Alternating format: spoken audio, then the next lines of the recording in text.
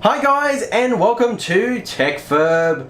Today we're going to be doing a graphics card review, and we're going to be doing something that is completely outside of my normal content. We're going to be reviewing a GTX 1080 Ti, so let's get into it.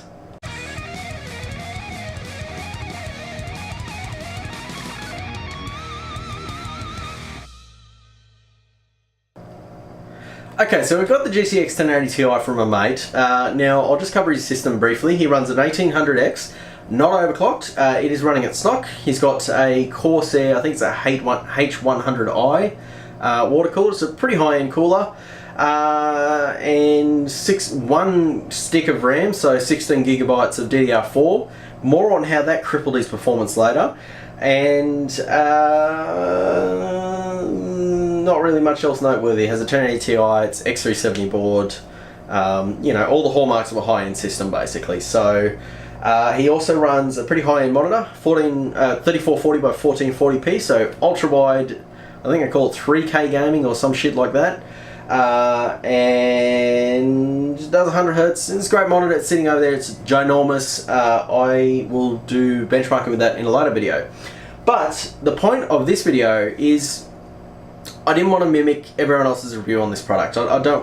You guys don't want to sit here and watch another Halo video of the 1080 Ti. If you want that, go watch Gamers Nexus, Linus Tech Tips, Jay's 2 cents. All those guys that have big budgets and, you know, are not in bed, but they have sponsorships and the ability to get their hands on this high-end gear all the time. Like, they're so spoiled with hardware, it's not even funny. So I don't want to come from that perspective. I want to come from the perspective of, I'm Joe Blogs. I don't have a lot of money. I'm sure if you're watching this video, most of you don't have a lot of money to spend on computer parts. And if you do, lucky you. And go buy the 1080 Ti and a high-end system and have a great life. What I want to focus on is, let's take my system as an example. It runs an RX 480. I run a 1080p monitor here. Whoops. Run a 1080p monitor here. So it is an ultra-wide, so 2560 by 1080. So it's a step up. It's probably just below 1440p, I'd say.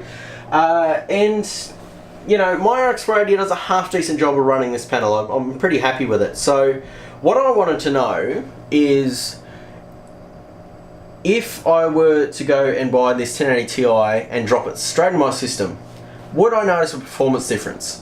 So that's going to be the thesis of this video. That's what we're going to look at, because clearly the 1080 Ti is going to be a much better card than the RX 480. If you're sitting here thinking it's going to be close, go and look up a review on both products. They're two completely different things. My RX 480, when I bought it, cost me 400 Australian bucks. I got it before the GPU mining boom, and I think like a month before too, so I got really lucky. So yeah, I got that for 400 bucks. If I went out and bought the 1080 Ti at the same time, it would have set me back $1,200. And remembering I'm in Australia, so I'm not on US pricing, I'm on Australian pricing, which is take what it is in the US and double it, and that's basically what it is in Australia. So yeah, so that's the point of this video. So without further ado, let's jump into some benchmarks and have a look at how much of a difference I would get if I went to a 1080 Ti. Alright guys, so straight into the benchmarks. So first one up, we have Star Wars Battlefront 2, the second one. Now, this was the only benchmark I ran where I had the single channel RAM, the dual channel RAM of my normal RX 480. So from top to bottom, we've got the RX 480 at the top, the single channel in the middle, bottom is the dual channel, and going forward it'll just be RX 480 on top and then the 1080 Ti on the bottom. So, with that in mind, let's dive straight into these benchmark numbers. So, for Star Wars Battlefront 2, we went with 2560 by 1080p max settings. And, you know, here we saw the RX 480, it did everything that I wanted it to do. It ran the game at 60 FPS or above on that screen. Cool. So, 73 frames per second average. So it's getting close to that fine line of not achieving the full output, but you know, it does the job. Then, as I said before, we had the 98 frames per second and the weird 1% and 0.1% lows of that single channel setup. And then the glorious 1080 Ti rolls in, 1080 Ti rolls in, and 126 frames per second the average, 80 for the 1% lows, and a 0.1% low of 39. So, yeah, that's an utterly crushing defeat on paper. But this is the thing, this is what I was trying to get at with the review. I couldn't actually tell the difference on this screen. So, at the end of the day, it only goes to 60 Hertz, aka 60 frames per second. I'm not going to notice those extra frames. So in this instance, there's no logic in me buying anything above my RX 480. Even a 1070 wouldn't make sense in this instance. So you know, that's kind of the way the cookie crumbles. So next benchmark is Battlefield 1, and again we still see that crushing defeat of the RX 480. Average of 76, 0.1% low of 56, and 0.1% of 53 on the RX 480. So again, we're hitting that monitor, we're hitting the frames per second we want to hit on the screen. I'm happy, it's doing great, it's looking awesome, it's on ultra settings. You know, what more can you ask for? And then we move to the 1080 Ti, and again, doubles the score, crushes the competition, 152 frames per second average. But you know, I've got to say on this game, again, didn't notice a difference between the two. So, yeah, no, that's just how it is. Next up is Csgo. So, for Csgo, we actually had a weird anomaly. I think this may be a CPU bottleneck. But 146 average, 1% low of 57, 0.1% low of 50 for the RX 480, and the 1080 Ti, 156. 60 and 52, so not much in it there. I think that may have either been an odd run I did, or just, you know, maybe we're hitting the limits of a Ryzen 7 CPU, I don't know. But yeah, that's how that one went. Next up was Doom, one of my more favourite first-person shooter titles, and this one can be a little bit demanding at ultra settings. So we saw an average of 66, 1% low of 51, and 0.1% low of 38. And on the 1080 Ti again, of course it does, it crushes the RX 480. It's a bit of a joke at this point, but yeah, 123, 80, and 65.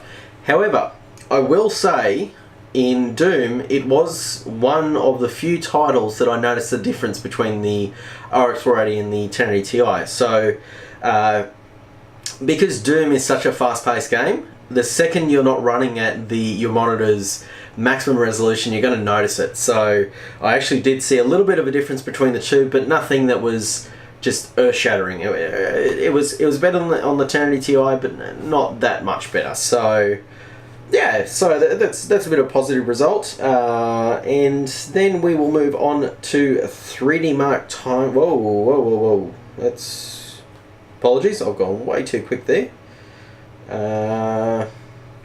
F120, yeah, F1 2017, my apologies. So this is a new title I've added to my arsenal. If you haven't noticed, I took advantage of the Steam summer sales and went out and got a bunch of these sort of games for benchmarking that I hadn't been able to, you know, for me, justify, like, if I had the capital to go out and just buy things willy-nilly, I would have done it. And this channel would have, you know, 1080 Ti's featured quite regularly, not once in a blue moon. But unfortunately, I don't have the funding, I don't have sponsorships or any of that going on, so I've just got to make do with what I have. So summer sales come around, I've capitalised on it. I've spent a little bit of money on games, but I made sure I upped my benchmark arsenal and just covered all my bases now. So I've got a good coverage now, which I'm happy with. So F1 2017. So didn't see a difference between the two on this screen. Again, remembering that it's the screen that we're focused on, not the 1080 Ti. 70 frames per second for the RX 480, 57 and 51. Ran buttery smooth, looked great, and I'm using the built-in benchmark, but I'm running it on the Monaco track for 2 laps. And it looks pretty good, so I've got no complaints. This game looks amazing, and it looked good on the RX 480, 1080 Ti, 123 average, 89 and 74. Yeah, didn't notice the difference between the two. Couldn't tell you. So yeah, that's why that one went. Now GTA 5. I've got to say this is another title where the difference actually starts to come in, and we had an average of 45 on the RX 480, 35 and 33. Now the settings in GTA 5, I was running, it's very high on all the settings, and 4x MSAA.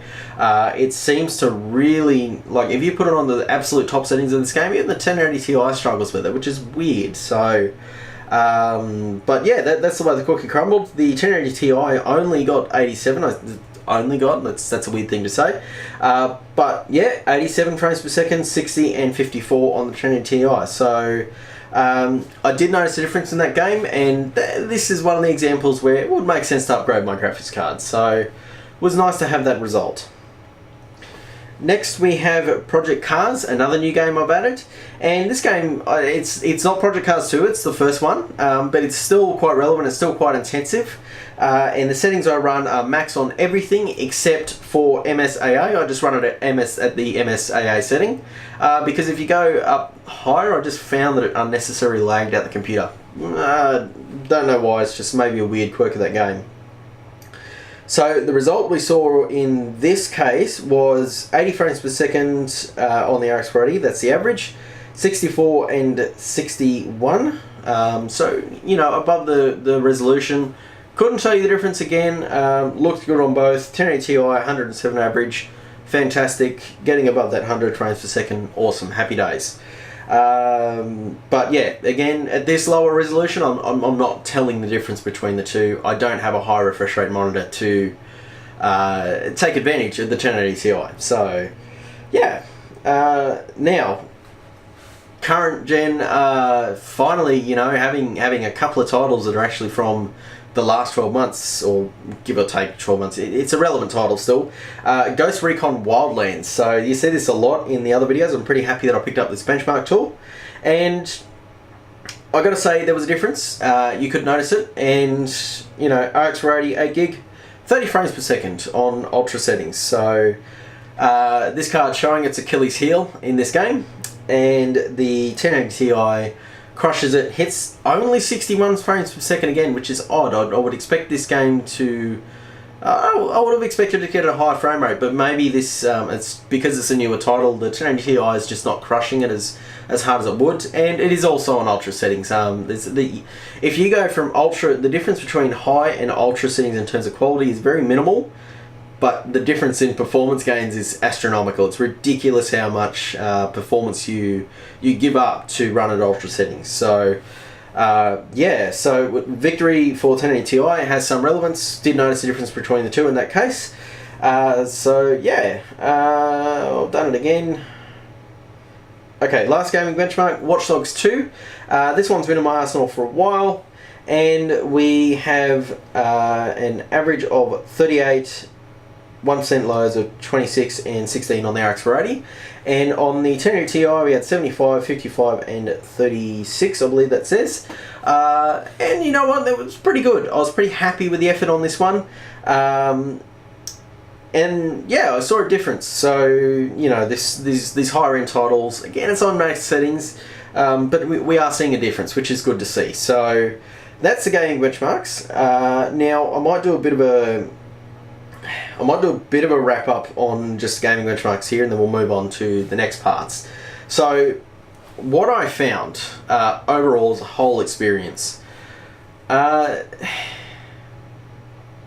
if you gave me both systems and you got me to do those benchmarks without the numbers there, I honestly could not tell you the difference between the two cards. That's fact. You know, I'm sorry, I understand on paper that the 1080 Ti is twice the performance, but I'm not seeing it. So, you know, for me, if it was my money, I would not be buying this card with this display to run the games that I run. It's just a fact, but more on that in the conclusion. So that's the way the cookie's crumbling for me. So next on to synthetics. Now we had 3D Mark Firestrike. We had 12,163 on the RX 480. It's a bit low for an RX 480, but you know, that's the score it got. And the 1080 Ti crushes it with a 19,608. You know, that synthetics just showing that there's that massive performance gap between the two. So Next up was a 3D Mark Time Spy. Again, extrapolating the performance difference between the two. We had RX 488 GB 4480, 1080 Ti 9383. So again, big difference. Big difference. So yeah, you know, for the I have the best card on the market, you have to get the 1080 Ti. It is the best gaming card at the moment. So yeah, what else have we got here? We got PC Mark 10. So now we've moved away from GPU. This is a balanced system test, which I should probably go over the specifications of this system here. So my friend's system is still a Ryzen system. It's a Ryzen 7 1800X, but it's not overclocked. Normally he has his one stick of 16GB DDR4 RAM, but I had to swap that out, as mentioned at the start of the video. He also has, you know, an NVMe SSD, the 1080 Ti, good power supply, you know, all the things that make a solid system. And he also has an X370 board, which I only have the B350 board. My CPU is a Ryzen 7 1700, but it is overclocked to 3.7 GHz with water cooling. RX 480, 32GB RAM, and you know, but it's only a B350 board, which is holding back my overclock. So that's the spec difference, and you know, PC Mark 10. This is a representative of entire system performance. RX 480 System 1, 5314 to 5224. Now, I wouldn't say that's like yeah, I have a better system. I would say that's a margin of error difference. You may find that those results vary on run to run. So it's within margin, but it's good to see that my CPU that I spent less on with an overclock can match the top of the range CPU that costs at the time, because we both got our systems last year when Ryzen launched. I saved a bit of money on my system. I only spent $2,500 on mine. He would have spent $3 or $4 grand on that whole rig in total. It was a fair bit of coin he spent. So not a big performance difference in the benchmarks. And then Cinebench R15 just resonates the difference here. 1621 versus 1637. The victor here being the system with the 1080 Ti by a couple of points. So, you know, not much in it. Then we have Blender. Now this is the BMW benchmark. It's CPU only, no GPU included. 294 seconds on mine, 291 seconds on his. So 3-second difference, about the same. And finally, Premiere CS6, 604 seconds on mine versus 606 on his. Mine is geared for doing rendering, his is not geared for rendering, and they achieved exactly the same results. So, you know, work that out. But yeah, so that's the end of the benchmark. So let's roll on to the conclusion. Okay guys, so conclusion time. Basically at this point, how I feel about this 1080 Ti is mixed feelings. So if I was in a situation where I had $4,000 to spend on a complete system, I'm not talking just the computer, I'm talking the monitor, the peripherals, the whole lot. If I had $4 grand, I would be buying a 1080 Ti. That's fact. You know, when you've got the money to buy the CPU to match the GPU, to match the monitor, to match the keyboard, to match the, you know, the RAM, the hard drives, when you have the ability to make it all one cohesive unit, absolutely 100% go out and buy the 1080 Ti. It's the best card on the market, and if you can afford to buy all the parts that you need to go with it, do it. No problems. Fantastic card. It's great. Would recommend it. Particular model I was using was the EVGA For the Win 3. I think it was For the Win 3. We'll roll with it. And, you know, no complaints. First time using a 1080 Ti, and blew my mind. The numbers it produces are the highest I have ever seen by a very large margin. So, yeah, fantastic card. However, in the instance of would I put, you know, this guy in my current personal rig with my current monitors and current setup, it's not going to happen. Even if I was given one, I don't think I would put it in, because there's not a whole lot of point. It's just a lot of performance is being left on the table, and you know, that's just how it is. the point I'm trying to get across here is, if you're building a mid-range rig like I have here, then just get a mid-range card, get a mid-range monitor, make sure you stick within your ecosystem. So that's pretty much the end of the story on that one, guys. So, and I guess commentary on how it felt using the 1080 Ti system versus my system, I couldn't tell you the difference. To be honest, I unplugged my system, plugged in, managed the system, it ran exactly the same, it felt exactly the same. I started the games, they launched in exactly the same way, and when I was playing them they felt exactly the same. I didn't feel like there was any stuttering between the two, it ran fine on both. So yeah, that's just how it is, guys. So I've got to cut one more Easter egg for you guys, so before I let you go. Now, if you've made it this far in the video, thank you for watching the full review. And we will be doing more reviews on the 1080 Ti. I still have it for about another week or so, depending on, you know, when my mate wants his computer back, because it is his computer. We are going to be comparing it against an actual 1080. So fate had it that I had two mates that wanted to help me out at exactly the same time. So one, the mate that dropped off 1080 Ti rig, he dropped it off, and then like a day later my mate texts me and goes, oh, I've got a spare 1080 that I was using for, you know, he had an SLI set up and he didn't need the SLI set up, so he took it out and he said, you know what, why don't you use the card for a couple of months? So I have a GTX 1080 for a couple of months. I may potentially be buying this, but we'll figure that out down the track. But yeah, so I'm going to be doing comparisons of this guy against the 1080 Ti, and I'm going to be using my mate's 3440 by 1440p monitor to do it. So yeah, that video will be coming probably either the next one or the one after. It just depends on what I feel like doing at the time. So thanks for watching, guys. Leave a like if you liked it, leave a dislike if you disliked it. Comments down below if you have any questions or comments, or you know, any ideas of what you want me to compare with the 1080 versus 1080 Ti. And I want to know your guys' thoughts. Do you think I'm just talking out of my ass here, or do you think I've actually got a point here? So I've done all the testing, I've seen the facts, I've made my opinion based on what I've seen. And I want to know whether that resonates with you guys, or if I'm just a man shouting in the desert on this one. So thanks for watching, guys, and I will catch you in the next video.